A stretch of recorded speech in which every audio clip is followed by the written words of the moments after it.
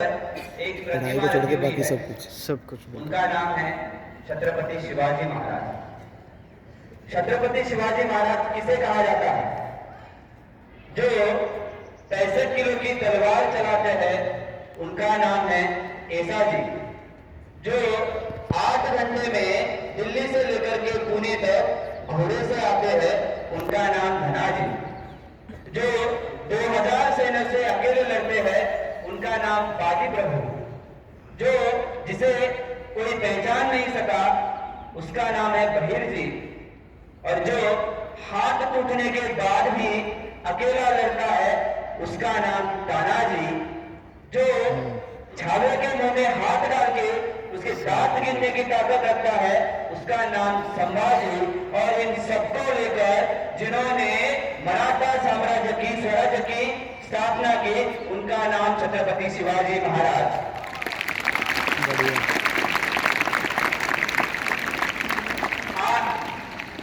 छत्रपति शिवाजी महाराज का जन्म 19 फरवरी 1630 को पुणे के नजदीक जुन्नर में शिवनेरी जो किला है वहां पर हुआ।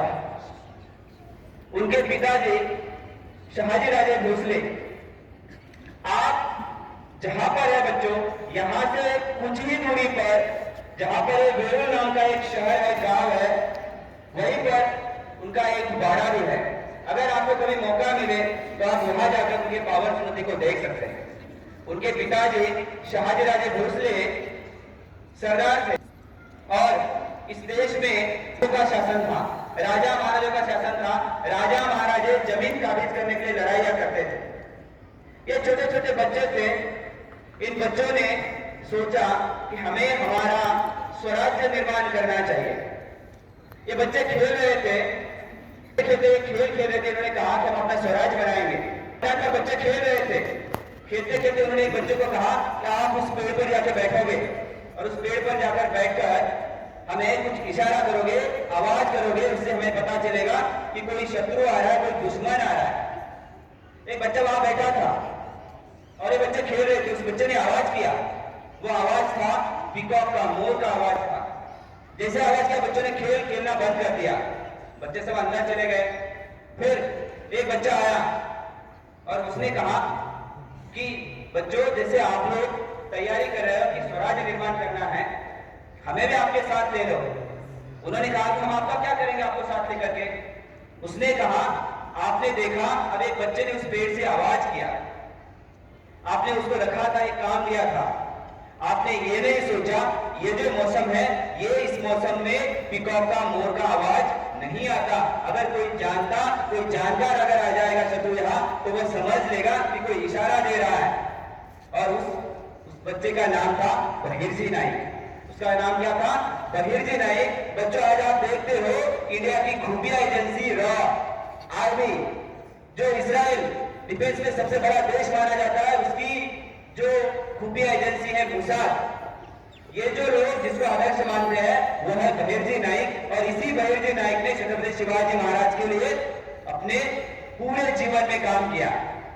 इसके साथ एक छोटा सा प्रसंग आपके साथ बताना चाहूंगा छत्रपति शिवाजी महाराज का।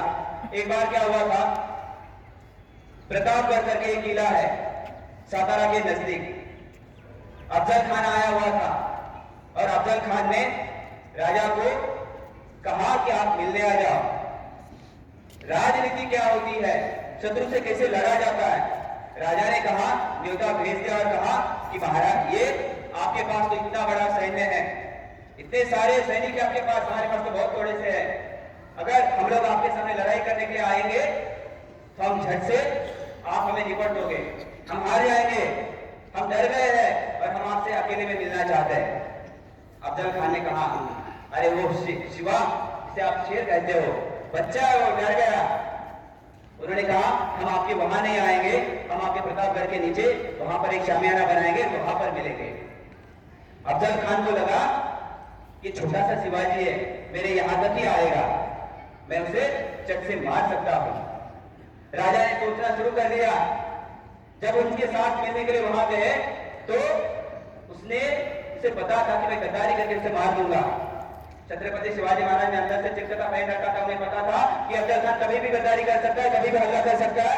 और जब वहां वो मिलने गए, मिल रहे थे, उसी समय अफजल खान ने उनकी मुंडी पकड़ ली और इतना बड़ा अफजल खान था, शिवाजी महाराज को मूवमेंट तक नहीं करने आ रही थी। तुरंत उन्होंने अपने हाथों में, जिसे वाघ नखे कहा जाता है, वो छुपा के रखी हुई थी। जैसे ही उसने ये किया, अफजल खान के पेट में मारा। अफजल खान को लगा ये मारा है। अफजल खान ने उसके पास से बिछुआ था वो भी मारा। तुरंत क्या हुआ, उनका जो ऊपर से पहना हुआ सदरा था वो फट गया। अफजल खान को लगा कि यार ये तो चालाकी है। तुरंत राजा ने क्या किया, अपने वाघ नखे जो थे उससे तुरंत उस अफजल खान के पेट में वो मार दिया, उसका पूरा पोतरा बाहर निकाल दिया। इतना बड़ा अफजल खान उस राजा के सामने गिर गया। ये जिसे कहते हैं शिवाजी महाराज। जब इतना बड़ा सैन्य था मुगलों का, राजा के पास तो बहुत कम सैन्य थे, फिर भी इनके साथ लड़ाइयां जीती थी। उसका कारण क्या था? उसे कहते थे गोरिल्ला युद्ध। सेकेंडरी के बच्चे पढ़ते हैं इतिहास में, एसएसटी में, गोरिल्ला युद्ध किसे कहा जाता है, गनीमी कावा किसे कहा जाता है? ये जो सारे मावले थे, जो छत्रपति का राज्य था, ये सारे सह्याद्री में था। जो पहाड़े बड़ी बड़ी, वहां पे इतने सारे सैन्य जमा होते थे, तो राजा की गोरिल्ला नीति थी, गनीमा कावा था कि शत्रु को पता ना चले हम उनके ऊपर किस तरीके से अटैक कर रहे हैं। और ये जब छोटे छोटे रास्तों से आते थे, तो यही सैन्य, जहां पे 10,000 होती थी मुगलों की सेना और यहाँ के पास तो 500,000 सैन्य होते थे, फिर भी गनीमी कावे से, गोरिल्ला युद्ध से ये सारे युद्ध जीतते थे। इतने महान राजा थे। एक बार उन्होंने कहा था, एक मुंबई के पास में कल्याण है, वहां पे जब लड़ाई हुई थी, लड़ाई के समय, उस समय क्या था, महिलाओं को कैद किया जाता था। ऐसे ही सैन्य ने महिलाओं को कैद किया। मुगल तो अत्याचार करते थे। जब वो उनको कैद करके लेकर आए छत्रपति शिवाजी महाराज के सामने, उन्होंने उनको देखा और इनको कहा, जैसे महाराष्ट्र में एक प्रथा है, कोई भी महिला हो तो उसे सारी चोली देकर सम्मान के साथ भेजा जाता है।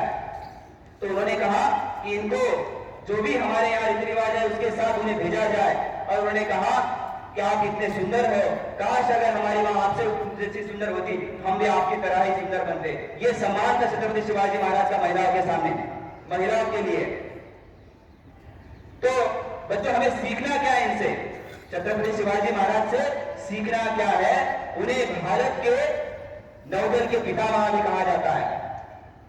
आप लोग देखते हो, हमें सीखना क्या है इनसे? पूरे साल भर में आपके सामने बड़े बड़े हस्तियां, व्यक्तित्व, इनके बारे में बताया जाता है।